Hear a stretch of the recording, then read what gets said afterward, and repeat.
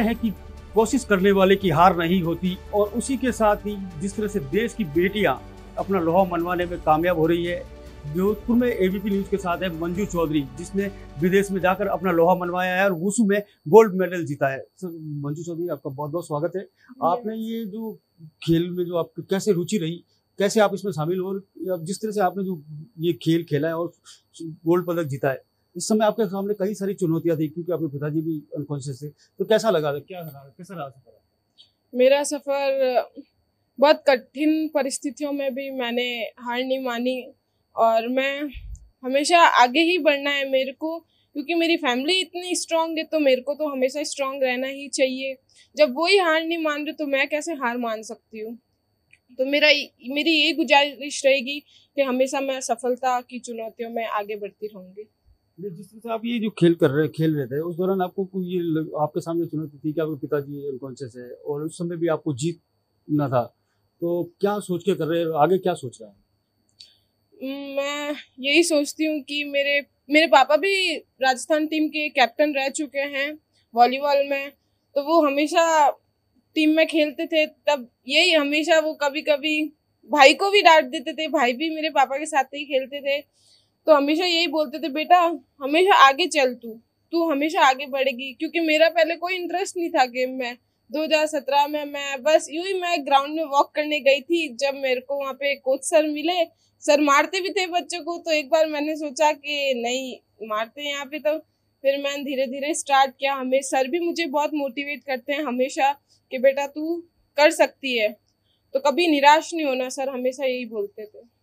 जिस तरह से अभी आपके सामने ये गोल्ड मेडल मिला है, तो आपने अपने पिताजी को दिया था, आपको क्या लगता है कि इसकी क्या खुशी हुई है?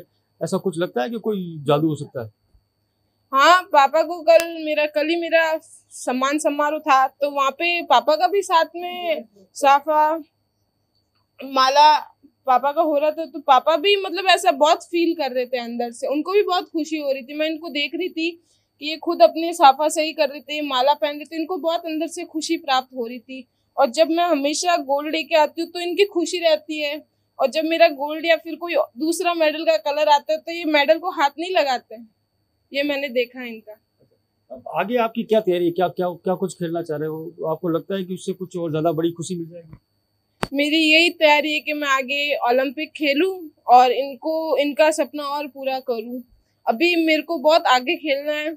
इस चुनौती से मैं ज्यादा नहीं बोलूंगी कि मतलब पापा को ओलंपिक का ही है बस। ये थी मंजू चौधरी, जिस तरह से इन्होंने बताया कि इनका जो सफर किस तरह से का रहा।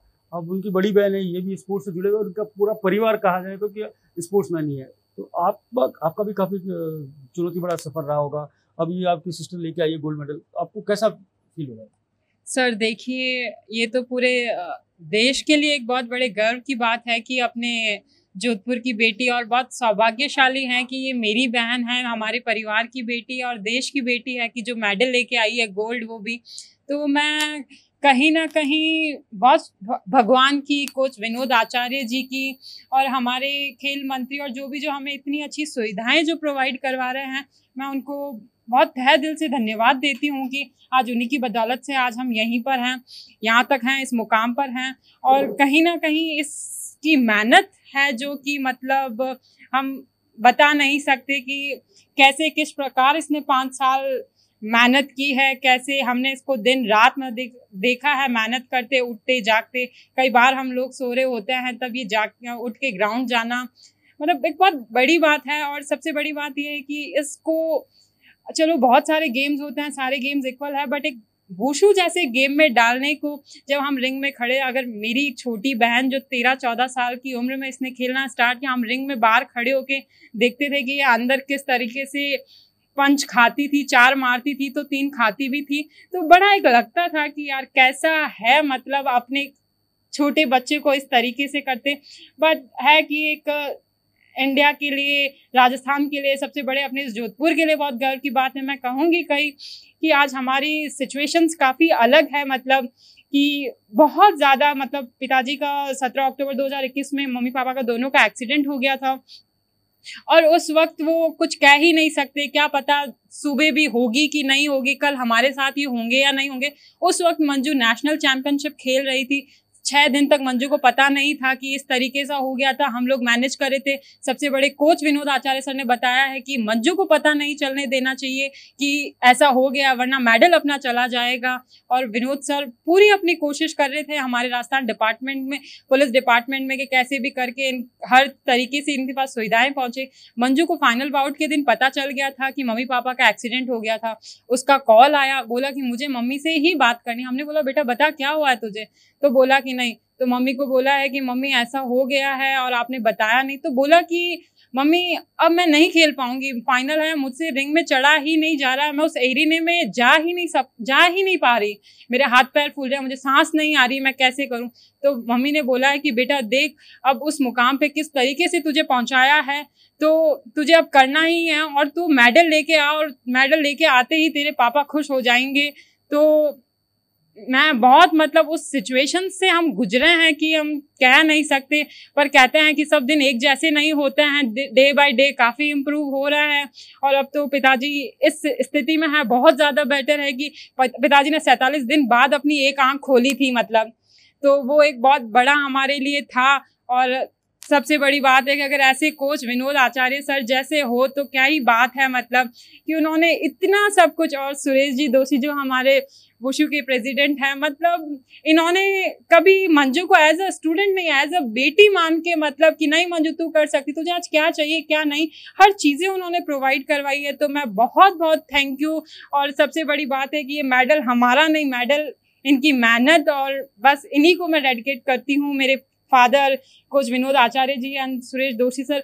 और मैं इस इंटरव्यू के माध्यम से कहना चाहूँगी कि हर परिवार को अपने बच्चियों को स्पोर्ट्स में भेजना चाहिए। अगर हमें लगता है अगर हम स्पोर्ट्स में नहीं होते तो शायद हम ये सिचुएशन फेस नहीं कर पाते। क्या आज जो स्पोर्ट्स से एक जो कॉन्फिडेंस मिलता है वो शायद कोई दूसरी एक्टिविटी नहीं दे सकती है। तो अपने बच्चे को एक स्पोर्ट्स जरूर करवाइए, और जो स्पोर्ट्स में मिलता है वो कहीं नहीं मिल सकता। जय हिंद, जय भारत।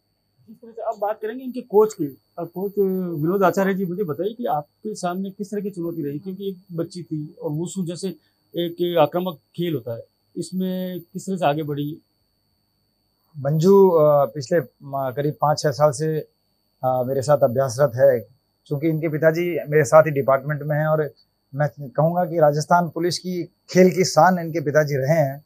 कई सालों तो इन्होंने एक छत्र अपने खेल में राज किया है। मंजू जब आई थी तो उसका वजन लगभग 90 किलो था, तो शायद आई इसलिए थी कि कुछ वजन कम करना है, लेकिन धीरे धीरे बच्चों के साथ ढलती गई, पिताजी का प्रेशर था, परिवार का प्रेशर था, साथ जुड़ती रही, और आज उसी का नतीजा है कि पूरे परिवार के सपोर्ट के कारण मंजू आज यहाँ पर पहुंची है।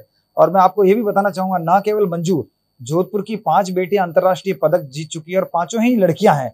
सबसे बड़ी बात यह है, वुशु जैसे खेल में 4 अंतर्राष्ट्रीय पदक हमारे जोधपुर के पास है, और चारों बेटियां हैं, और 5वीं हमारी जोधपुर की जो अर्शी खानम मैरी कॉम जोधपुर की है वो भी बेटी है। तो मैं निश्चित रूप से कहूँगा कि बेटी है, लड़ सकती है, कुछ भी कर सकती है। हमें बेटियों पे नाज है, और जोधपुर की बेटियों ने अपना मुकाम मेहनत के बलबूते पर बनाया है। धन्यवाद। कहते हैं कि बेटी है, लड़ सकती है। सबसे बड़ी बात है कि देश की बेटियां बेटों से कम नहीं है। ये जो डायलॉग है कई फिल्मों में सुना होगा, लेकिन आपके सामने देख लीजिए, मंजू चौधरी है और उसके साथ बहन है, ये भी कई लड़कों से कम नहीं है। जोधपुर से करणपुरी, एबीपी न्यूज।